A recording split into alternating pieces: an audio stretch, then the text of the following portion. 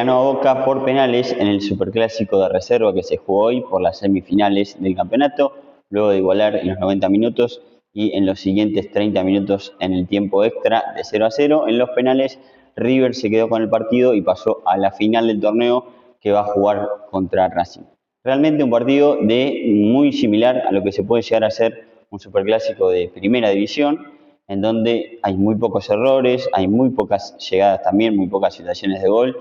Quizás no tan friccionado como son los partidos de primera, en este hubo mucha intensidad y por momentos se partió el partido, donde los dos equipos quedaban con cierto poderío defensivo y también cierto poderío ofensivo, quizás sin tanta gente en el mediocampo como puede llegar a ser de primera, pero fue muy similar a lo que puede llegar a ser un Superclásico de primera, con mucha capacidad de concentración, defensas muy fuertes físicamente y defensivamente,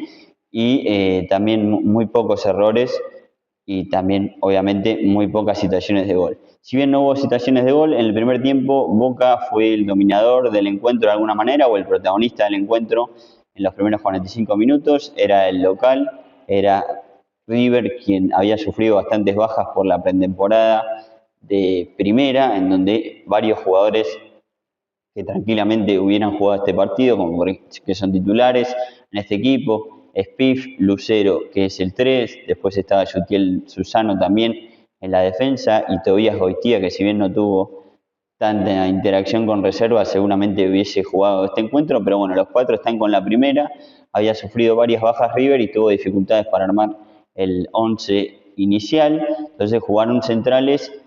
por ahí de lateral. Robinho juega habitualmente de central, que hoy terminó haciendo un gran partido como lateral por izquierda. Jugaron dos centrales zurdos, también Cirilo Pereira, que es central zurdo, jugó de 2 en vez de 6. Y Gutiérrez, bueno, se mantuvo en la posición de central y creo que fue una de las claves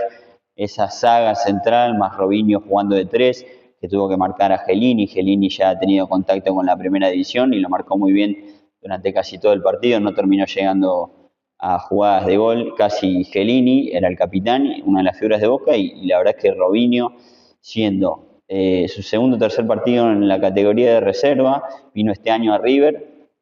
ha jugado de lateral, un superclásico de reserva, su primer superclásico, y la verdad es que fue una de las figuras del encuentro, marcó muy bien al jugador rival. El primer tiempo fue un poco más de Boca, fue el que propuso la iniciativa. River había jugado con un 4-5-1, con un solo delantero, que era Esquivel, que en realidad es un delantero más explosivo que un delantero centro fijo, y por ahí le quitaba la posibilidad de crear a ese jugador. Y en el caso de Boca jugaba con un 4-3-3, con Bianco el 10 como figura de esos primeros 45 minutos, tratando de crear. De todas maneras,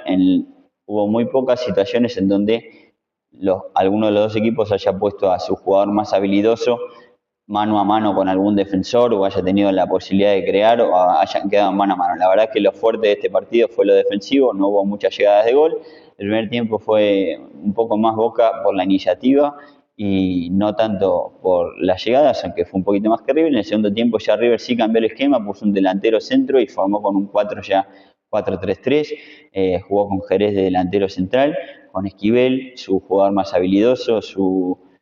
jugador que tiene la capacidad de desequilibrar, lo puso como extremo, dándole más lugar para crear, para el espacio, y así fue el segundo tiempo, donde River tuvo las llegadas más claras del partido,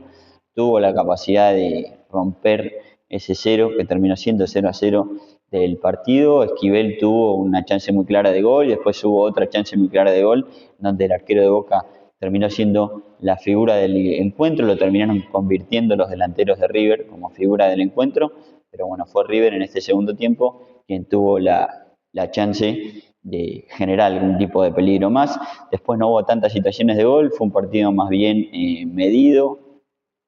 si bien tuvo bastante intensidad, en algunos momentos hubo riesgo de alguna tarjeta amarilla más o alguna expulsión, en el caso de que Cirilo Pereira llegue a agarrar al jugador rival, no lo terminó agarrando, pero bueno, fue un partido bastante similar a lo que es una primera categoría y lo termina ganando River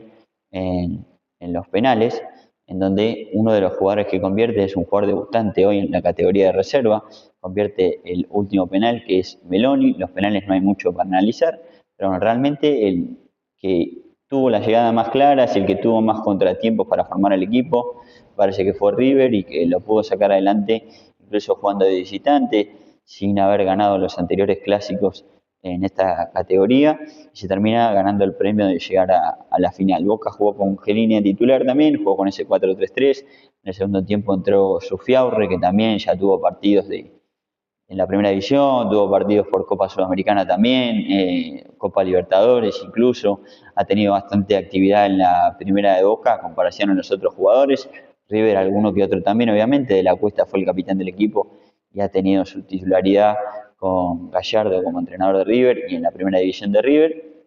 Así que era un partido que tenía ciertos jugadores de primera y otros acompañando de la reserva. En el caso de River, muchos que han subido últimamente por estas bajas que sufrieron de la primera división de la pretemporada. El 9 hoy hubiese sido Spiff, por ejemplo, quien ya debutado en primera división y es una de las figuras también de reserva, convirtiendo goles en casi todos los partidos. Y bueno, con estos contratiempos River lo pudo sacar adelante. Los dos fuertes de los equipos terminaron siendo por ahí la defensa, que hasta los laterales terminan siendo altos en los dos equipos, muy fuertes físicamente y muy fuertes en los duelos individuales, en los choques. Esto se demostró en el predio de Boca Junior hoy. Y bueno, así todo River terminó llevando el partido al alargue, al empate en este 0-0 después de los 90 minutos, con un primer tiempo que más trataba de sostener. El segundo se animó un poco más y puso un 4-3-3 y tuvo sus llegadas. Después, a partir de los últimos 20 minutos, ya el partido se veía que podía llegar a ir para un 0-0. Y en el tiempo extra tuvo también en el segundo tiempo alguna situación que termina sacando el arquero de Boca. Me parece que por eso es merecedor River y es el que se termina llevando este triunfo de hoy. Pero bueno, podría haber pasado cualquier cosa porque así es como en los penales pasa cualquier cosa y eso fue en la situación en la que erra el último penal el jugador de Boca, que justo le pega la pelota en el césped, que se rompe el césped y termina convirtiendo un gol, un pibe de River, Meloni, que es la primera vez que juega en reserva. Y River pasa a la final, va a jugar contra Racing. Racing viene de ganarle un partidazo